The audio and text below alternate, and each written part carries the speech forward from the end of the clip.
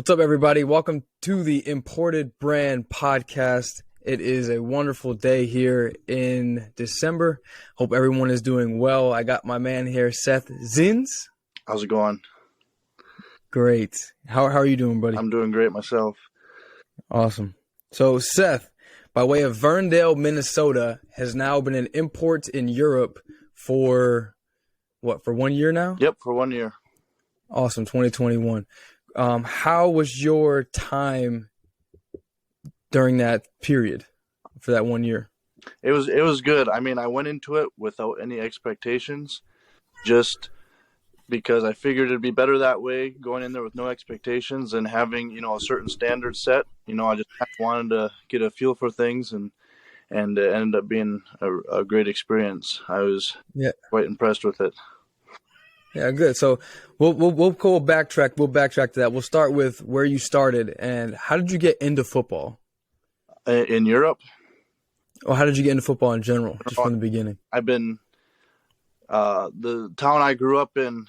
It's kind of what our school's known for. It's just a small 9-man school in high school, but pretty well known across the state for our football program. And I always wanted to be a part of that. And just being a part of a team that was successful and helped me, just keep working up to different levels, and I just kept playing. That's awesome. The 9-man football in Minnesota, how does that work? And I know it's cold in Minnesota. That's all I know. Minnesota, I know Twin City, Minnesota, and it's cold. Yep. Yeah, it's negative 10 degrees right now. 10 degrees? Negative 10. Oh, you said negative 10. Yeah. Ooh, boy, how do you deal with that? I don't know. I guess I'm just used to it. And during the 9-man football season, do you guys play into, like, when it gets cold out? Yep. Our last games, especially playoffs, we'll play in snow. Damn, that's nutty. And then, and so you played defensive line. In high school, I actually played a little bit of tight end and defensive line all over the D line. Okay, so you could catch a little bit. Yeah. Okay, that's good. And then so now fast forward after college, after high school, 9-man football. What happened next? Well, actually, I was told I would never play college football. Who said that? Just some different coaches, small town, just some. General haters around the town and stuff. And I'm like, oh, yeah, watch this. Well, I ended up going to a junior college, playing JUCO ball for 2 seasons. And we actually went undefeated and won a championship. And then I participated in 2 bowl games there. After that, the recruiting process got pretty hectic. I was traveling around to different universities. I went on visits, all the way down to Louisiana, to the Cajuns, to NDSU, to UNI, and I ended up committing to a Division II school in northern Minnesota, Bemidji State, and played there. Redshirted my first year there. I had some illnesses going on and taken care of, so I redshirted my first year, and then I played 2 after that. And then, okay, and Bemidji State, you said? Correct. Where's that located? About north central Minnesota. Oh, dang. Okay. Yeah. So it still gets cold up there too, huh? Yep. That's crazy. So you played at Bemidji State. We have a mutual friend from Bemidji State, Lucas Ruiz. Oh yes, I know Lucas. Yeah, Lucas. Yeah, I play with him now at Ryan Fire in the ELF. Okay. Yeah, so when you said Bemidji State, only person I know from Bemidji State is Lucas. Well, now I know you too, but that was the only one. You were roommates? Yeah, we lived together. No. Oh, snap. Dang. Yeah, there you go. I know him pretty decent. It's a small world, man. Yeah, it's a small world. So after Bemidji State, what happened next? Podium All-Star game in Florida. I got invited to that. I participated in that. They had a little combine going on. I did that. And after the All-Star game and after the combine, I had, everybody's dream, the NFL, go big or go home type mentality then. I was talking with 9 different scouts from different teams, and I was actually, this is in 2020 now. I was a few weeks out to flying to the Cowboys for a mini camp, and that's when COVID hit the States and everything got shut down and all the opportunities. So then I was kind of idle for 2 years, and I was just missing that part, of all the what ifs, and just wanting to play ball and be around the sport. So I coached high school for a year. I was an assistant O-line, D-line coach for another small school in Minnesota, and I had some buddies playing overseas there, and they hooked me up with Euro players, and I got on it, and it was probably one of the best decisions I could have made at this point. Hey man, I hear you. That's a tough road. It's a podium. Will, my buddy Will, who I know, yep. Okay. Will Powell, who started all that. I'm glad that he did, because it gives guys like yourself the opportunity to experience what Europe has to offer and what playing football after college, when, like you said, everybody's inclination is go big or go home, go to the NFL. If that doesn't work, try to the CFL. People don't understand that the European circuit it's life-changing. Yes. So, yeah, that's awesome. Yeah. And it's not a bad level of football either, so. Yeah, we can get into that. We can get into that for sure. Yeah.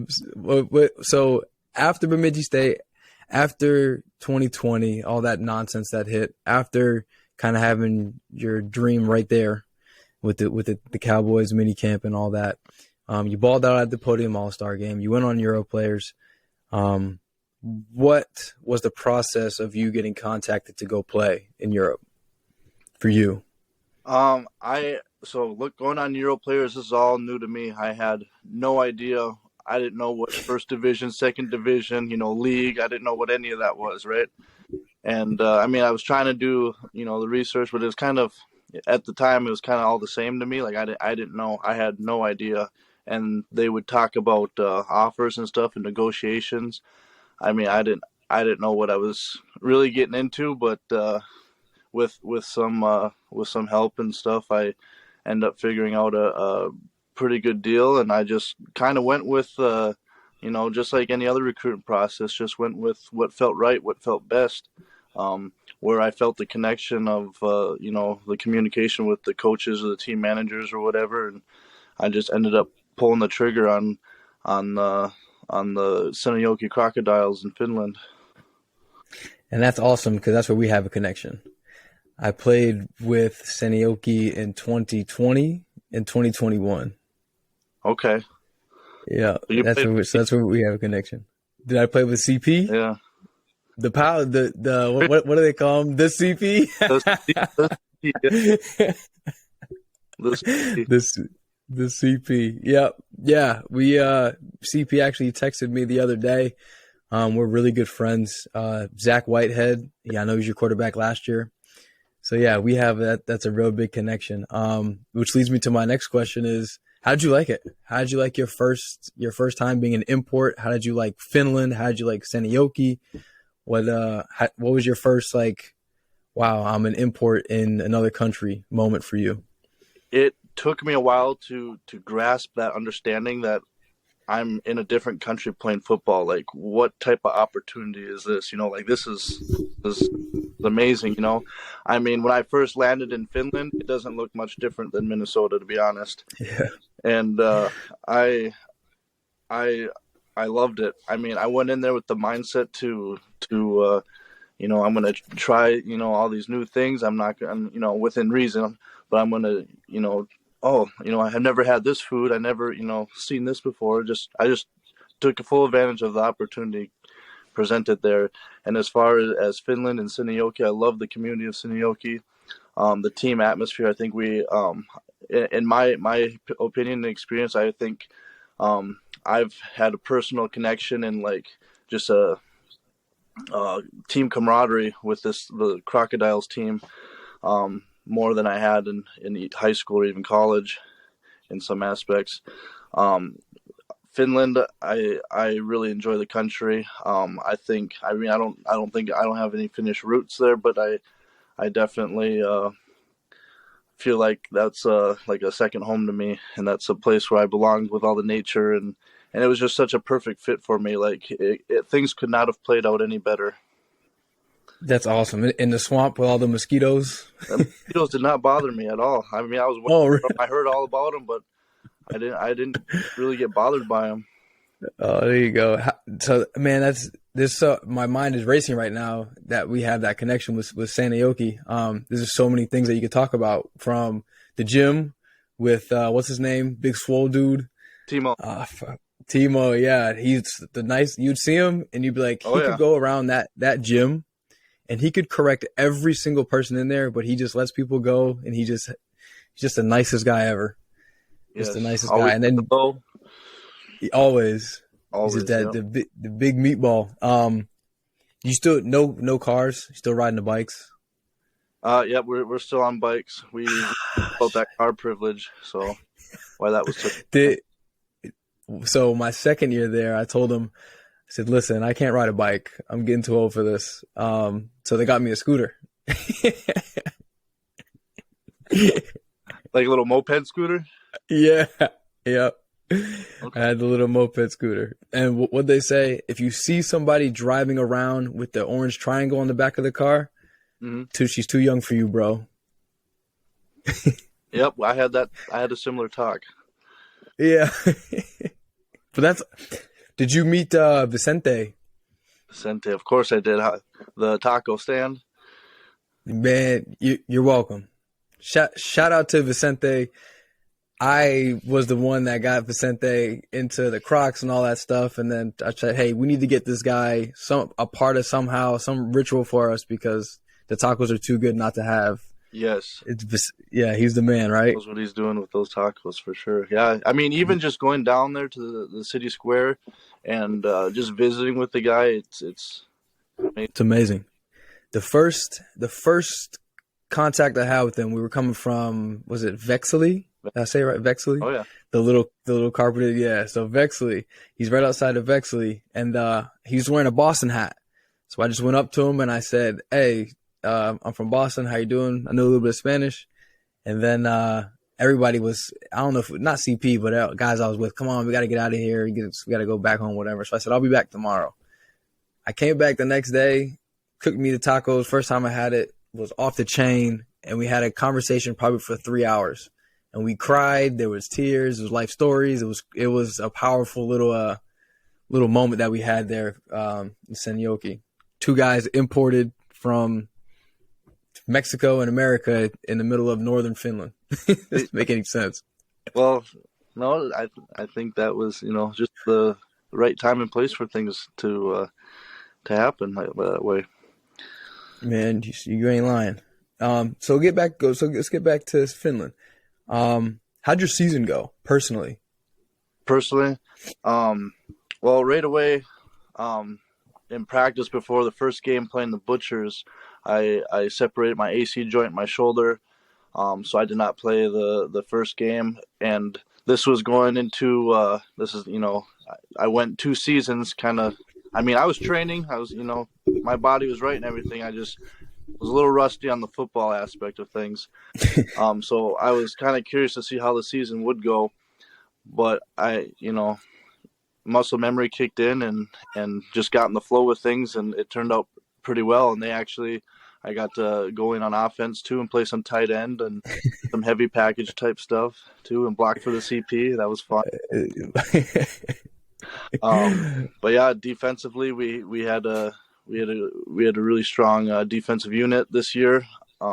We had some games those battles that were fun, that were close games. We lost some, we won some with the Wolverines and the Roosters. We won one regular season, lost one. And then in playoffs, we beat the Wolverines out of playoffs and ended up going to Maple Bowl, playing the championship to the Copio Steelers.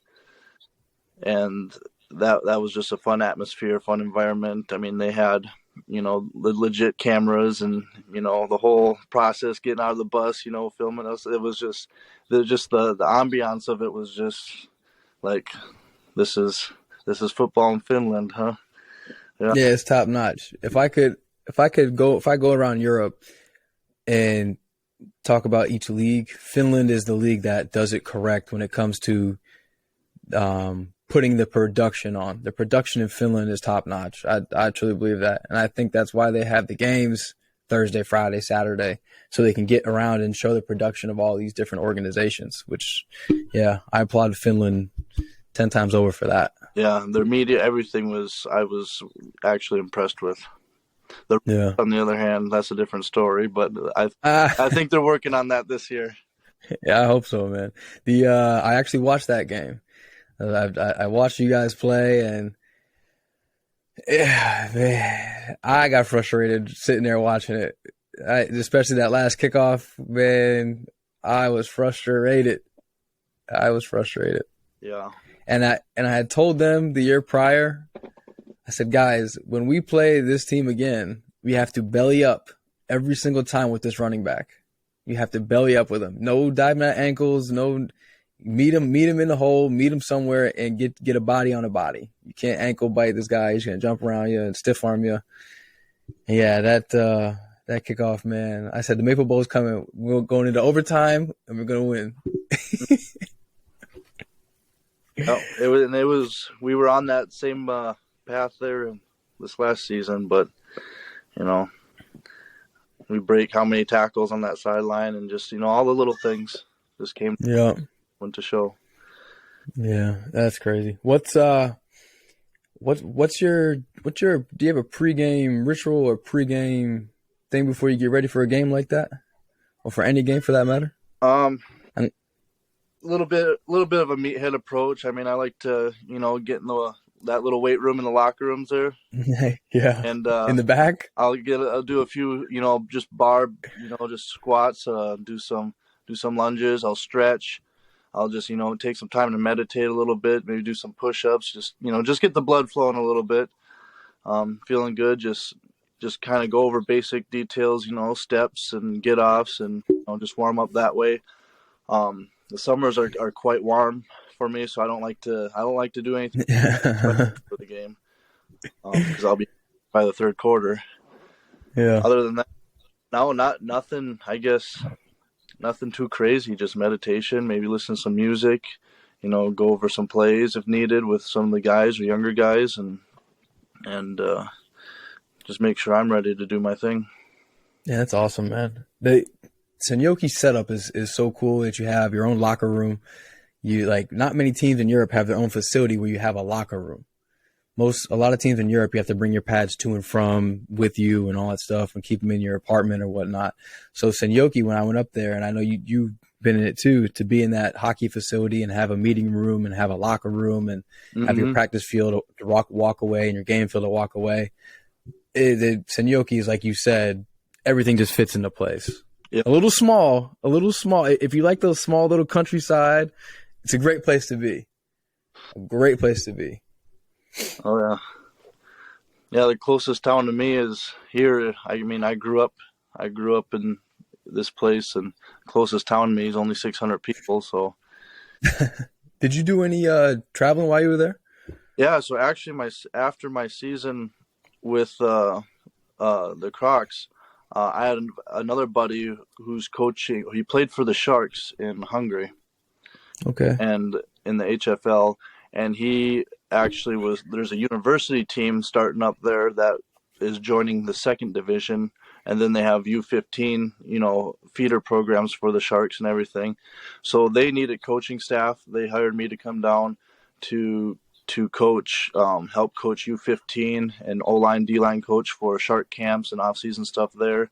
And the university team was having full off-season training. So I went down there for 3 months, coached those 4 different teams, and we had a U15 season actually. So I got to travel around Hungary, playing different teams there.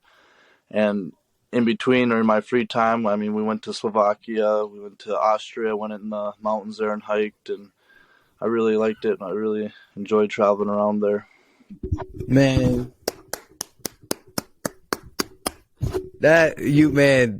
you embodied what the imported brand is all about. For you to go out your first year, play, have a blast, find a second home, like you said, and then be able to go out and enact change in another country and enact change and positivity in another group of people you've never met before, and help coach kids and kind of help grow an organization. Man, that's kind of kudos to you, bro. Like, for real. Like Jerry Rice says, how can somebody not give 100% when it's 100% their choice? You know. Exactly. So, man, kudos to you. Take advantage of those opportunities and enjoy it, or you can make the choice to kind of close your mind off to things and find the negatives. So just what animal you want to feed, I guess. I hear you, man. That's kudos to you. That kind of goes to the next thing I wanted to ask you was, what did you learn while being an import about yourself? Because I know you sometimes being an import, you have a lot of downtime and you have a lot of time just to kind of figure out, alone time almost, to figure out what you want to do in life, who you want to be. You're not under mom and dad's roof anymore. You're out living on your own, trying to do things on your own. So what did you learn while being an import about yourself? Just being able to like, I can't forget things, nobody's going to look after me, kind of like what you're saying there. So, I can't, I just got to keep track of things better, be a little bit better organized. And, one thing I think I really learned and established is one of my hobbies is blacksmithing, like metalwork. When I was in Finland, I actually, just word of mouth asked around if anybody knew any blacksmiths. And I went down to Fahrenheit Forge, which is a blacksmith in Finland there, and got to see him, work some magic there on the anvil. And then when I went to Hungary, there's a pretty well-known blacksmith there, and I actually went there weekly and was kind of learning and watching how he did things, and we made a few things. The only thing is I ended up paying quite a bit of money to bring my bag back to the States because it went from 50 pounds to 100 pounds real fast. So, yeah. Stuff I brought back. But I guess one thing I really learned is that, like, this is a really cool hobby, and like, I've been doing it for a few years and stuff, but after seeing, these guys really, who are so such masters at the craft and being so authentic, being in the European brand of blacksmithing and all that, it just really like this is a hobby I could see myself doing, and just kind of fueled that fire. Something I learned. Now you say blacksmithing, I had to look it up. It's welders, metal workers. So what do you create? Hammer and anvil. Well, right now I'm just taking repetitions, making axes, different types of axes, Danish axes, Viking axes, battle axes, wood bushcraft axes. I actually make spears and arrowheads for crafted arrows. And I sell those. Different knives, starting to dabble into making my own Damascus steel and stuff. Not my own, but just different, just to get my blades with some Damascus in them. Bro, I might need to, when I settle down and I can get a home and all that, I might need to call you up, Seth, and I might need to get some weaponry so I could have it around the house. Melee weapons, all right. I might need to get some melee weapons. I wouldn't do the whole grab a gun thing. I'd rather melee somebody. Yeah, it's an intimidation factor with a melee weapon. You ain't lying, boy. It's a little more gruesome. Yeah. you gotta have a little more something to you. Mm-hmm. That's crazy. That's awesome. So you got the blacksmith in Europe, and you brought it back home, and man, that's a hobby and a half, honestly. For sure. That's awesome. That's crazy. Another hobby is, or what I do a lot is, find wild edibles, herbs, different um, edible plants and flowers and stuff. And then Finland was, especially summertime, all the different. Oh yeah. I mean, you know about that. All the blueberries and lingonberries Oh yeah. and different types of mushrooms and stuff. You could find cloudberries. I went out to the swamps in Finland and was getting cloudberries. Yeah. See, if I'd have to go with you, and you'd have to show me which is which, because I'll be eating animal dung if you didn't tell me what it was. Well, there's a few things I ate that I wasn't supposed to, but you live. Did you have reindeer? I did not have. Oh wait, I did have reindeer. I had reindeer, but I want to try is the blood pancakes. Oh no, I'm straight. They talked about that. I'm straight, bro. Did they try to get you to play Clonco in the sauna? Yeesh, man, I don't none of that stuff. I don't. That's one thing that's pretty. So in the apartments, right? Everybody had a sauna. I think that's one of the best things about Finland is having a sauna, because after practice or a game or it was a cold morning or whatever, you just hopped in there, and or if your clothes were wet, throw them in there. That was probably one of the best things. The sauna parties. I mean, I went to them, and I got in the sauna with all the guys because it's just the normal thing to do in Europe. But I didn't do no damn clunky, whatever you said. I don't do those games. They asked me if I wanted to play Clonco as we're in the sauna, and they asked me that. Everybody got quiet. I knew that was something I don't say yes to, but No. it was. I just yeah. Yeah, no, yeah, man. Seinajoki is near and dear to my heart for sure. Just kind of like you said, it's a great place to be. And you being in Europe and playing in Germany for most of my career, I have never thought about other leagues. I always looked at them and were like, it's not as good as this one, and it's not as good as that. And I didn't know how they lived. So when I went to Finland in 2020 during COVID, because that was the only league that was playing, it gave me a whole new perspective on European football in the different countries, and it gave me a whole different appreciation for guys that are up there playing the game around Europe for just the love of it, honestly, for the love of the game. And it's an amazing thing. So I'm glad that you got to experience that, and I'm glad Seinajoki was your kind of that first place. Yeah. I'm thankful for that opportunity too. That was my first place, and I think that was a great start to things there in Europe. And I actually re-signed there again, so I'm going back there this next season. Hey, I got man, if my closet is full of, I got 2 or 3 Seinajoki jackets, the beanies, everything. Oh, we did nothing like that. You did? Oh, I man, being an import, I give you 2 tips. Get in with the locals, and closed mouths don't get fed. Just go. You're right on. Ask people and go. I tried to when I'm in different places and when I'm in different avenues of being an import, I always make sure that I get involved in the community, because I see those people more often than I do my teammates. So like the sponsored meals and all that stuff, I get in with all the little lunch ladies and all the people that work behind the desk and the servers, because those are the people that I get to influence and see more than just, you see my teammates, 2-3 times a week, a couple of practices and a game, and then you go party after maybe. But throughout the rest of the week, I'm seeing all these other people, and to see their faces. And so just kind of that's my advice to you would be, delve into the community more and just be that presence, be set. Hey, you can go to this place and, hey, Seth, and that's the guy from behind the bar. He knows Seth. Oh, so I'm good because I'm with Seth now.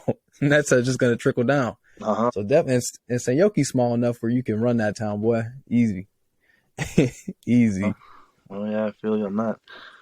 For sure. Yeah, man. That's a real good point. I mean, that's, like Vicente is a good one right there, a good connection to have. And, guys like that you meet, they're yeah. plug, just for conversations to, just enjoying your time. The food. Exactly. And food.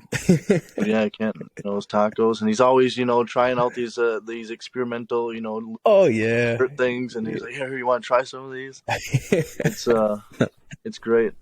So, man, this is awesome. And hitting up the taco stand for sure. Yeah, he wants to come up to Boston and open one up here. I said, if you do it, bro, let me know. I said, I'll try to set up as much as I can for you. Yeah. And he's trying to get me to come down to Veracruz, where he's from, in Mexico. I'm trying to get down there, Vicente. We're trying, but it's good. How was what is it called when you take that summer break? The 3-day summer the thing. midsummer. Midsummer. The midsummer. How was that? How was that? And how was having blackout shades and the sun never setting? Well, I didn't know anything about blackout shades until midsummer was over. So I just went through it. So midsummer. So first of all, our season, we get 3 bye weeks, and we actually played. I think we had 14 regular season games. Damn. We had a lot of regular season games. We had 3 bye weeks, and one was right after our first game, and then or 2 were before midsummer, and then one was the week after midsummer week. So we actually had two weeks straight off of football for midsummer and our bye week. CP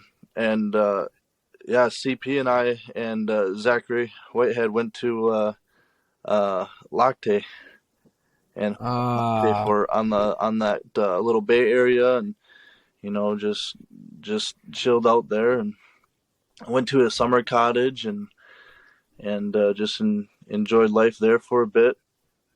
Visited Tampere a few times. Yeah, man. Everything you're saying is bringing me back.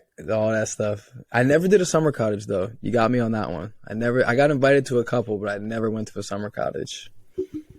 Oh, yeah. That was. I mean, it's what you expect, or what you hear about is exactly what you picture is what you get. Just some.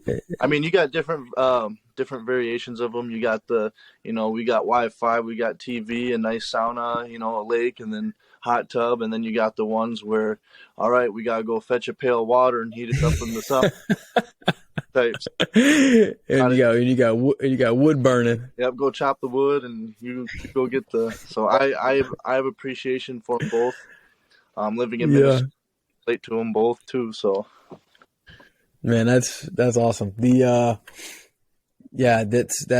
Finland connection is a great thing in the Seinajoki. Did you go to what Piki Pizza? Place pizza buffet? Yeah, Piki Pizza. Man, that's awesome. And I'm glad that you got to. I call him Zach? I call him a crackhead. I got a bunch of nicknames for him. Just that's my guy. I'm glad that he's back there. I know he loves it there. I'm glad that you got to be around all the guys and CP and all the homegrowns that are there. Like those guys. I mean, they became family pretty quick. So I'm glad you're in that bubble. And man, it's a cool experience to hear you talk about like places I've already been and dealt with, experiences I've already felt before. That's a cool thing. I got a quick thing for you. So I'm trying to incorporate this into the podcast here. It's a 7-question quick draw. So ready? You can answer them in depth as fast as you want, but we'll start with the first one. What do you miss back home when you're abroad? I'd say my dog. Your dog. Okay. So, and what do you never leave your house without? A knife. A knife. Okay. What is your favorite food being an import abroad? Ooh. Any sort of wild game. Any sort of wild game. Okay. Finland moose. We'll go with the moose. Moose. Okay. You had moose? Yeah. Yeah. Oh, snap. How did that? From Atria, Pavel, the plug. Oh, yeah. Next question. TV shows or movies? I'd say TV shows.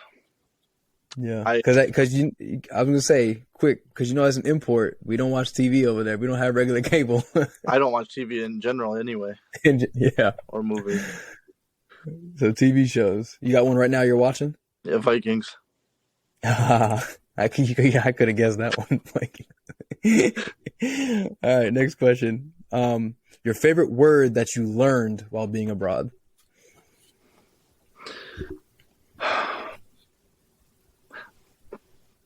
Paskahaise. Paskahaise. What's that mean? Shit smells. Shit smells. Paskaise. And they, you know how Finnish people say it, paskaise. How they got that high tones to everything. Yeah, yeah. Have that different, ending at the, the vowels. And I like it. Yeah. Like What's it? What they say? Where are you going? You going to Tampere? Tampere. Wait, Tampere? Or you going to Helsinki? Yeah. Okay. Question 6. Who's the most influential person in your life?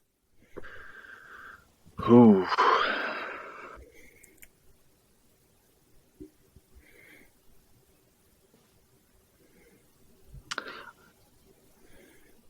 I would say Jocko Willink. Jocko Willink. Never met him. Read his books. Listened to his podcasts. A lot of relatable things. A lot of perspectives that I could relate to, or just the way he mentors and gives advice and stuff.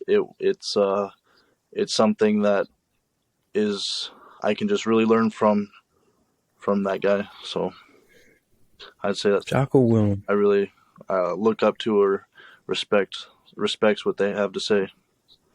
Awesome. All right, now question 7. Now, this is for guys looking to be an import and looking to go abroad or get out of their comfort zone. What advice would you give them?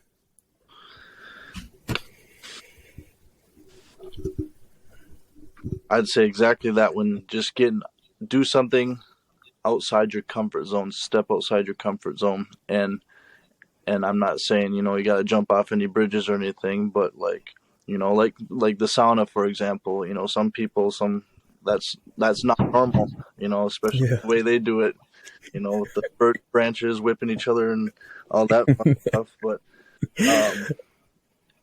but it's at the end of the day, it's harmless. And I just experience it, enjoy it, and enjoy the process, no matter where you end up, whether it's Finland, Germany, Austria, just like you said, network with the community, build those relationships, know people, and just experience, everything, the foods, the drinks, the culture, embrace it, learn from it.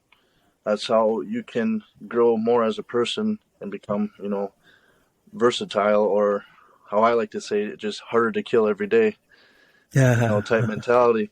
But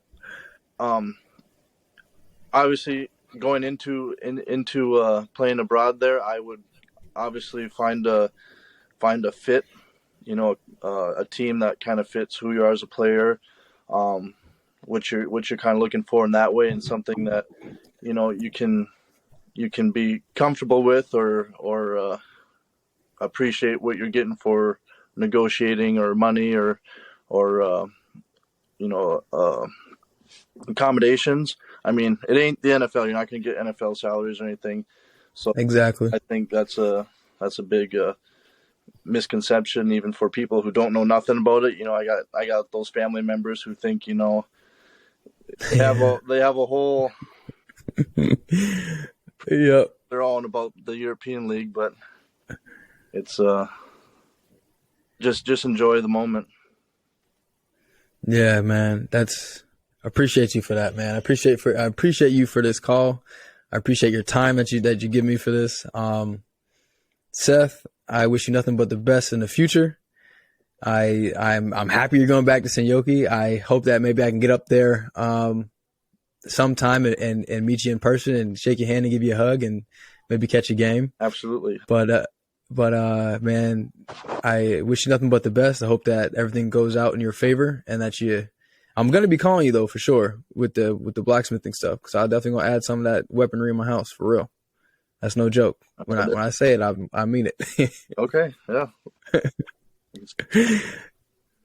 But yeah, I mean, you got 3 of us now in the Crocs that for sure, in Vicente, and you got. No, I got a bunch, man. I got a bunch. Play back there to go see. Yeah, man. I got a whole crew back there, man. But I'm gonna let you go. I'm gonna let you have your last word. Any last words? No, just give it your all. Just Yeah, man. I hear you that. Going out there to thinking about Europe, pull the trigger on it and do it. Just do it. Amen. Man, I hear you. Man, thank you. Merry Christmas to your family and you. Happy holidays. Happy holidays to everybody who listened to this, watching this. I always end with this. God loves you and I love you for sure. I hope you guys have a wonderful holiday season. And Seth, my man, Thank you. Thank you. I Hey, no problem, brother. Thank you, brother. Thank you. Quitos. Quitos. All right, man. Take it easy.